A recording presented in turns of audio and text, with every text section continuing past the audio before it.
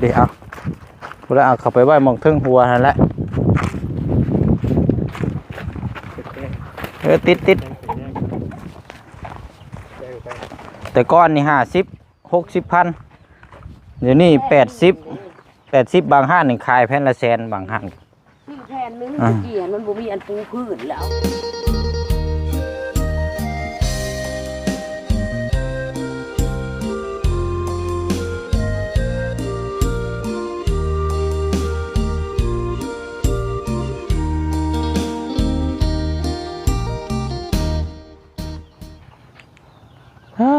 เนาะพี่น้อย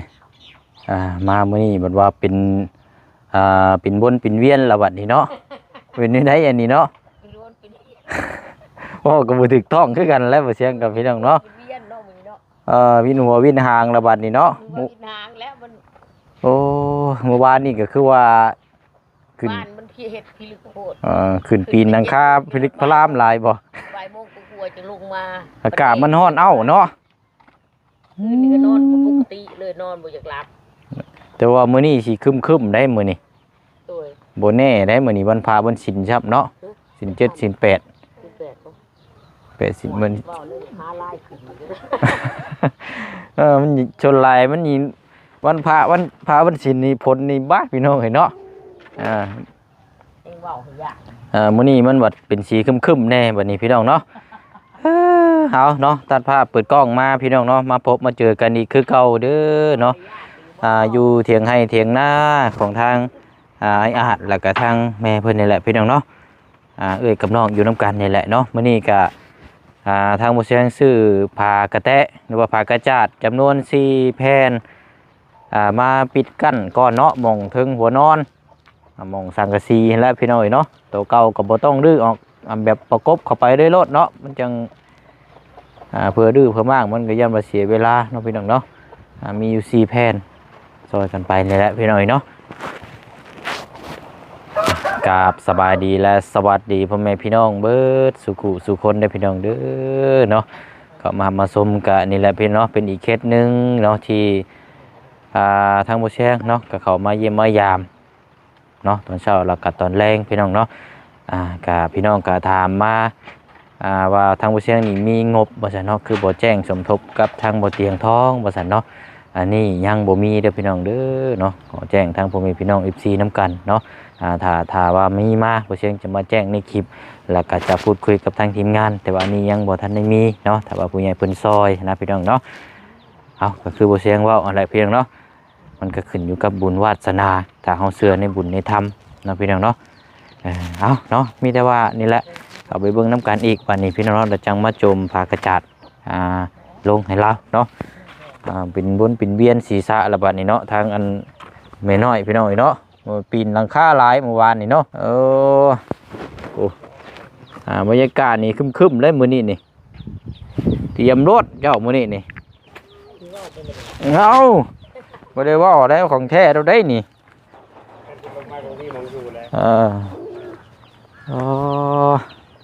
หายคักบาดนี่เนาะ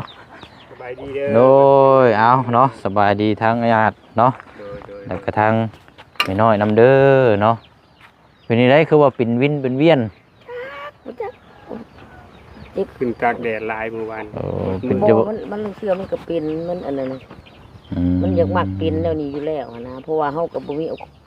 เวลาอยากพักผ่อนแน่มันไปมันถึกนึกดองไปตลอดนะนี่เนาะไปตลอดเด็กตะกี้ก็ไปตลอดวันนี้ประสบการณ์แนวนี้ดังเทื่อก็ตกใจเนี่ยไปเล็กๆน้อยๆไปกับมีแนวเสริมเข้ามาเนี่ยมันก็เลยระบบทั้งเงินด้านแนวคิดจิตใจมันกระโดนไปนำแนมันกับบวกหลายสิ่งหลายอย่างเนาะถ้าสีบุคิดกับมันเป็นไปบ่ได้เนาะเมื่อคืนเนี่ยนอนบ่หลับคืนเนี่ยรับตื่นเมื่อคืนเนี่ยแล้วก็เป็นไปแล้วก็สะลือมันมึนนะมือยันเจ้าขึ้นเมื่อวานนี่แล้วมันแดดบุกตอนแดดมันมีส่วนอยู่อากาศร้อนเอาร้อนแห้งแท้สิเป็นไข่มื้อนี้ก็อันสีครึมๆซ้ำมื้อนี้เนาะโอ้ยเรียบร้อยอยู่หมูแดงนี่เดี๋ยวเอาหน้าแม่ตื่นโอ้เนาะจะว่ามือนั่นจะว่ามันอุ่นเครื่องให้ชื่อว่าจักคันตกกันอันมืออันฝนตกมื้อนั่นแหละมันเตือนเนาะมันเตือนอุ่นเครื่องเลย วันนี้ยันจัดหนักกูเก่าบ่จัก อุ้ยเดี๋ยวว่าเขาเว้าได้ไอ้ที่ชอบเบิ่งไม้แหม่เนาะนี่เด้รัดตัวนี้ก็ได้นี่เด้ดีแล้วรับประกันเลยนะยกโป้แถมก้อยเลยเหมือนบ่ไปอยู่ดอก โอ้ยเนาะว่ากันว่ามันฝนตกน่ะบ่เป็นหยังเฮายันแต่ลมมันแหละ แม่นล่ะหากมันบ่ไปดอกเพิ่นก็เบิ่งอยู่เนาะ เทวดาฟ้าดินคุณพ่อคุณแม่คุณพระพุทธพระธรรมเพิ่นก็เบิ่งอยู่เด้ เบิ่งแยงเบิ่งอยู่เนาะ โดยเพิ่นก็แย่งมึงว่ามนุษย์มาหน้าว่าโอ้เป็นไงเนาะเพิ่นก็เบิ่งอยู่เพิ่นก็ปกปักรักษาเลยเนาะคุณพระพุทธพระธรรมคุณพ่อคุณแม่เฮาเด้ว่ามันก็เวลามันก็เบิ่งแต่ไม่ก็บ่แห้งหรือสิบ่ให้มันเป็นหยังจักหน่อยก็บ่ว่า แต่ของผู้เพิ่นดีๆมันยังเป็นก็ถือว่าเพิ่นก็โอเคให้อยู่ แต่ว่าถ้าเฮาเว้ายกตัวอย่างคือถ้ามันสิเป็นมันก็เป็นเนาะ โดย เฮาคิดเป็นหยังอัน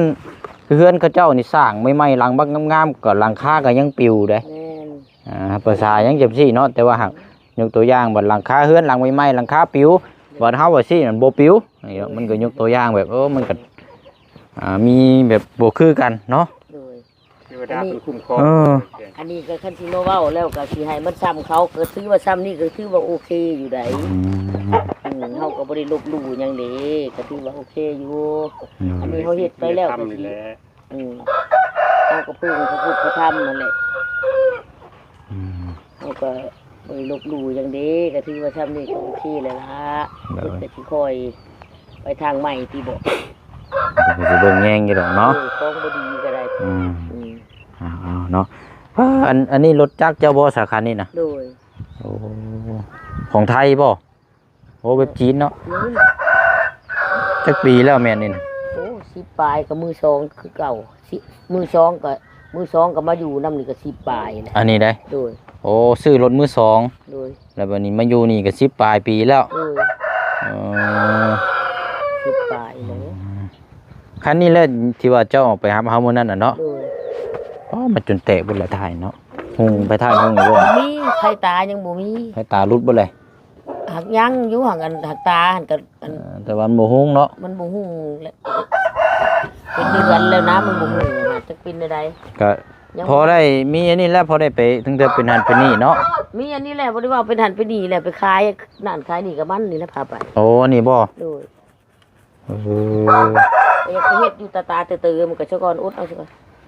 อืมช่วงนี้อดซะก่อนมันก็ยากหลายอย่าง หลายที่หลายทางเนาะ มันก็มื้อคืนมื้อได้ก็คันเฮาไปก็อันนั้นก็คืนข้ามกันเกือบไปซื้อหันที่นี่เกือบจำเป็นก็ได้ครบเอา ตาข้างหน้าก็บ่ได้หุงบ่ อืม ตั้งแต่โคมเยียงขี่ออกไป โดย โอ้ยคึมๆเนาะมัน ไปเฮ็ดก็บ่หลายดอกประมาณแสนปลายแหละ เออ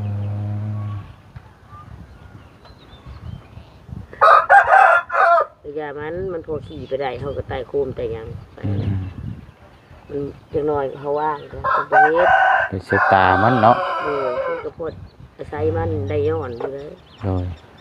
ไปได้มันแล้วไปขายหันขายหนีก็มัน บางเทื่อเจ็บไข้เลยป่วยกันนี่แหละไปซื้อยามากินเนาะ ฮอดบ่ว่าใครได้ป่วยแล้วไป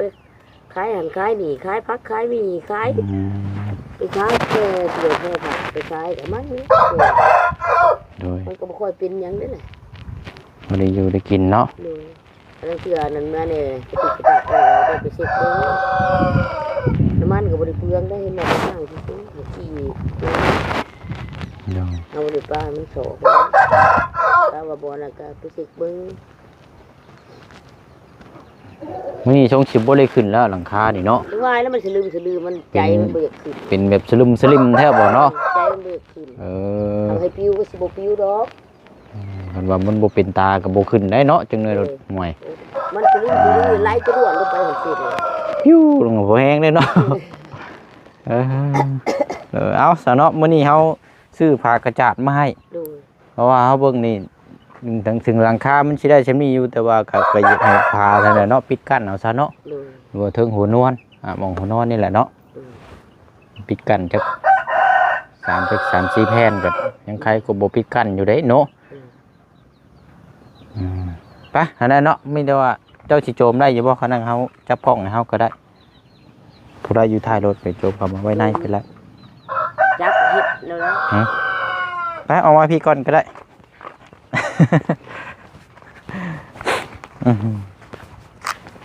เห็น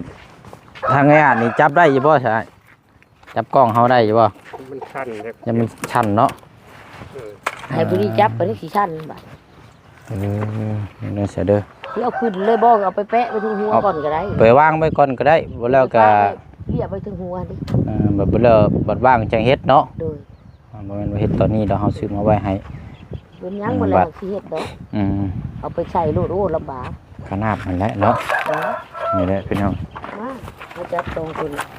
เดี๋ยวหนูเดี๋ยวนี้เอาก็เอาเทื่อละอันละวะ เอาเทื่อละแผ่นก็ได้เนาะ เอาเทื่อละแพง เฮาเอาขี้ดินเต็งแล้วอย่ามันลมพัด อืม จะดึงออกมาก่อนเอาขี้ดินออกก่อนมึงเด้อใส่เบิ่งเดี๋ยวเอาขี้ดินออกก่อนบัดเอาเทื่อละแผ่นก็ได้ซะเนาะ ดูเทื่อละแพง ได้บ่อยได้อยู่บ่มันอยากติดต้องยกขึ้นนี่เดี๋ยวเอาพวกเราเอาเข้าไปไว้มองเทิงหัวนั่นแหละติดติดเฮ็ดตะแคงเอาเนาะ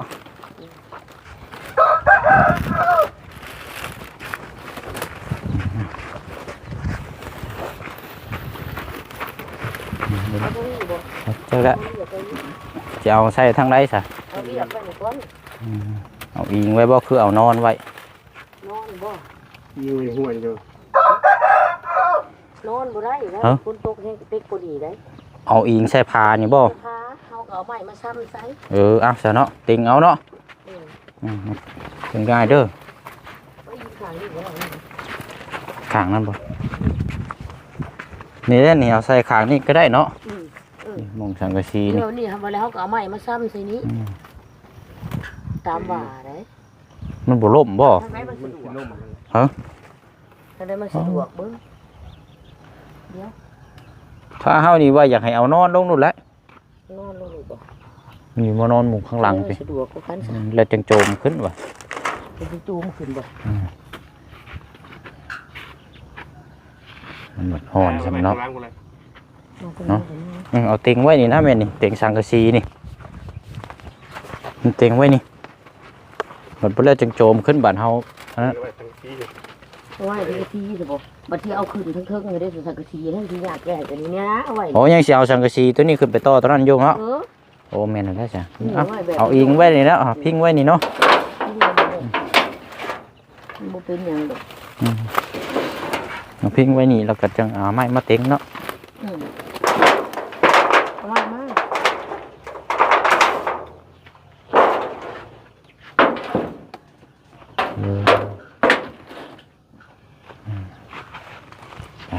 ก็ได้พอดีมี4แผ่นก็สีอ้อมมันนี่แหละพอได้อันนี้ปกติกับแผ่นละ80,000กีบ ก็บ่ได้แพงเนาะ โอ้ยแต่ก่อนนี่แผ่นละ60ยังได้แม่เอ้ย คิดว่า มันแพงเดี๋ยวนี้ คิดว่า2-3แสนได้ บ่ต่อแผ่นหนึงแผ่น80 โดย มาซื้อ คิดว่า2-3แสนถือก็ไปถามมึงคือก็ซื้อหั่นแหละซื้อตะกี้แต่ แต่หึงแล้วเนาะ อันนั้นเก็บไว้กูหลายปีแล้วก็ซื้อเท่าไหร่ลืม แต่ก่อนนี่50-60,000เดี๋ยวนี้80บางห้างนี่ขายแผ่นละแสนบางห้าง ซื้อแผ่นนึงตะกี้มันบ่มีอันปูพื้นแล้วเอาอันนี้ไปปู เอาอิงใช้น้ำกันแล้วบ่ โดย เอาถอดตัวนี้ออกให้ก่อน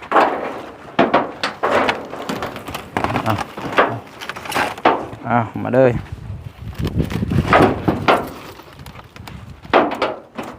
ใช่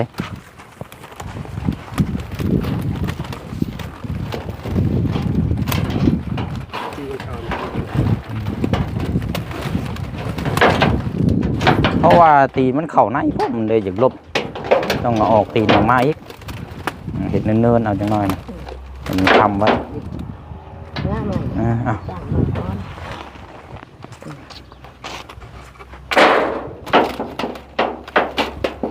เอาเนาะ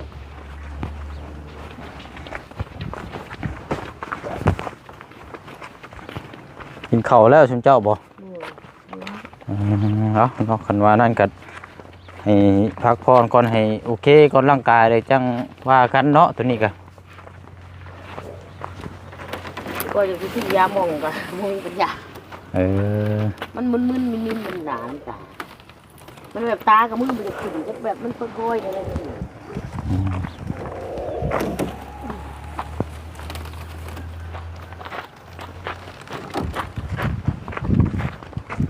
แกงไป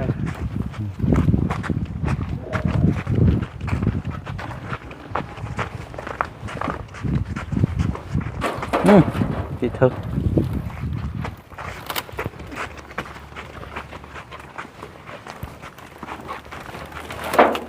แล้วเนาะใช่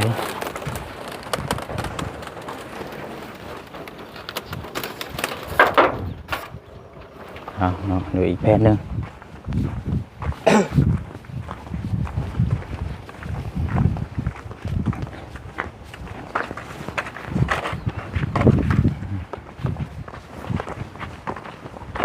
มีแต่หมอดเนาะ เลย สีหมอดเต็มเลย หมดเลย ไม่ได้บัดเฮาquyềnปุ๊กจังเคาะเอาเด้อ เลย เคาะให้หมอดมันแตก ไม่อ่อนเลยเนาะ ไม่อ่อนเนี่ยมึง ไม่เขาก็บ่อยากมีเลยล่ะเขาก็เฮ็ดไปว่าล่ะ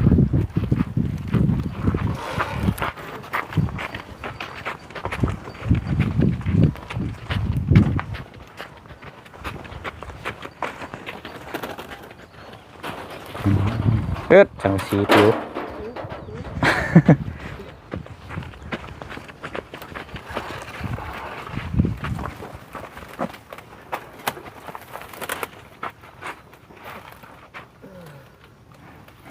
เอา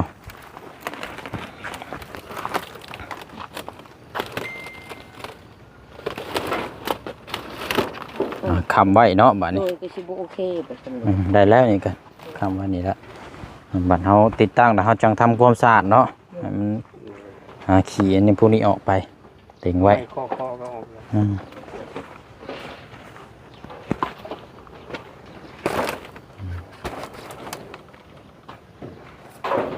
นี่แหละจับใส่หม่องนี้แล้วเนาะ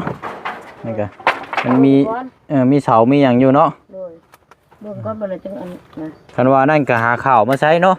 โดย หาข้าวมาจับใส่พอได้ตอกหรือว่านั่นก็ตอกใส่ยึดแล้วก็จังหาเสือกมัดเอาเนาะ นวดมัดเอา ยากเนาะบ่เลยค่ะ โดนมัดซีเอาเนาะ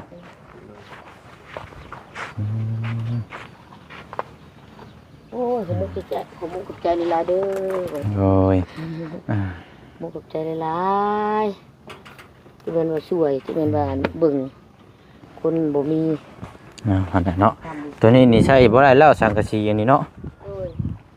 ไปบ่ได้นี่ เป็นแล้วเห็นไหม บ่อันนี้มันสังกะสีรุ่นใหม่นี่มันเหลวเนาะ มันแลมันบางก็แท้ว่า แล้วบางลมพัดนิดเดียวก็ขาด ขาดเลย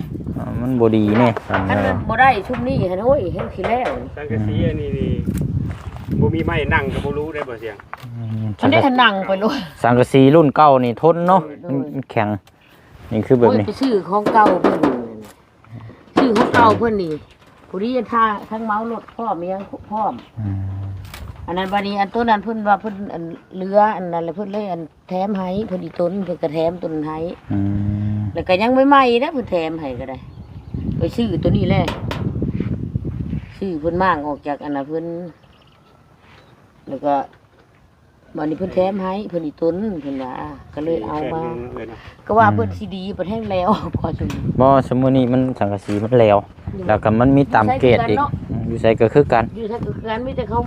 เพิ่นมุ่งอันแนวอื่นโล2โล4ไปจ้ะ ตามเกรดเด้ เลยแล้วก็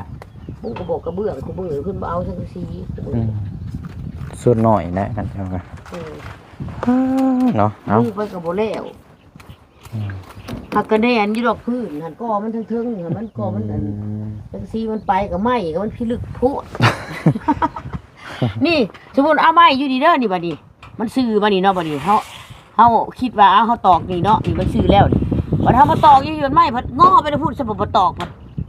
ไปคนละอย่าง แค่ บ่ นี้พัดดึงขึ้นอีกตะปูพัดยับไปอีกเอาไปมาแล้วตอกมันคือซอดซะเลยก่อนไปจักได้เห็นนั่งขึ้นได้บัดนี้ ที่จริง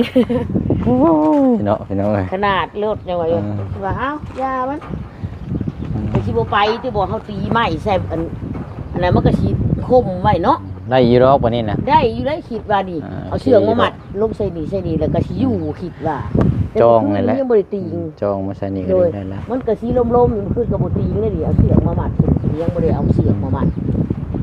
ก็สิพ่อไข่อยู่ดอกก็สิบ่นั่นก็ขึ้นนั่งขึ้นเอาจังได๋ดี คือเป็นเลยดิเอานั่งคือว่าเอามาเบิ่งจะใหม่ไปตีอันไปตีเฮ็ดอันนี้เฮ็ดแบบอันเขาเจ้าเทพื้นก็ได้ว่าก็ขึ้นเอามันเป็นน้ำมันขึ้นแห้งผุดวานนี่ เนาะเอาอะไรเนาะกับมีแต่ว่าอันพักผ่อนก่อนก็ได้เนาะมัน เป็นยังแต่ว่า ให้อันนั้นจังว่าอันนี้เนาะ ลำบากกระจาดเด้อ เฮานี่แหละซื้อมาให้ชุมเจ้า โอ้ย เพราะว่า ขอให้เจริญรุ่งเรืองบนศาสนาเด้อบ่เสียงเด้อ โดย อายุมันควันยืนความคิดอย่าได้ความใครอย่ามีปราศจากโรคภัยไข้เจ็บทุกอย่างให้เจริญรุ่งเรืองให้เป็นที่พึ่งของคนยากคนจนตลอดไปสาธุ โดยเอาอะไรเนาะจะมีแต่ว่าเดี๋ยวเฮาสิเข้ามาใหม่อีกเด้อเอาไปต่ออีกก้อนบัดนี้ บริภาคเนาะ เพราะว่าสิเข้าไปว่านอีกเพราะเฮามีอันเฮาสมทบอันอยู่บ้านสร้างถนนหนทางสมทบซอยสมทบทุนซอยกัน โดย ที่เข้าไปฮับก่อนเอาสั่งแหกับทรายหั่นนะ แต่ละมื้อนี่คือสิเดินสายตลอด ไปตลอดแม่บ่ได้หยุดเด้จนล่มพุ่นแล้วจังเทื่อกะบางคนก็ว่าง่ายบ่ได้ง่ายจักดิ โอ้บ่ง่า ทีนี้เฮาแถวที่ยิ่งขึ้นไปแถวเชฟโปนนั่นปู๊ แท้สิปูน เข้าเช้านี่บ่าย2:00นเฮากินน่ะ เอาไปมาเลยจนบ่ขึ้นอยากพุ่น แปลว่ามันบางเทื่อก็จนลืมเข้า แม่นแหละ เอาเฮ็ดเบียกลืมกินเนี่ยนะคันสิเว้ากัน มันลืมไปเลยดิแล้วเทื่อก็เห็นคนผู้ยากจนกว่าเฮาประเทศอีตนเขานะความสงสารความเมตตาในใจจิตใจเนาะ มันก็คือยกตัวอย่างก็คือเฮาเข้ามาหาเจ้าปุ๊บสิแล้วเพิ่นสิแล้วบัดคือสิออกไปบัดสิออกไปกินเขาจังซี่น่ะบัดทำบัดตัดคลิปตัดหยังแน่บัดมันบัดมีหลายทิ้งหลายทางเขาบ่อยากเอางานก้อนบางเทื่อนะมันก็มนุษย์หรือว่าและบางเทื่อก็เข้าเช้าก็กลายเป็นเข้าเที่ยงบางเทื่อก็ซองคาบต่อมื้อนะ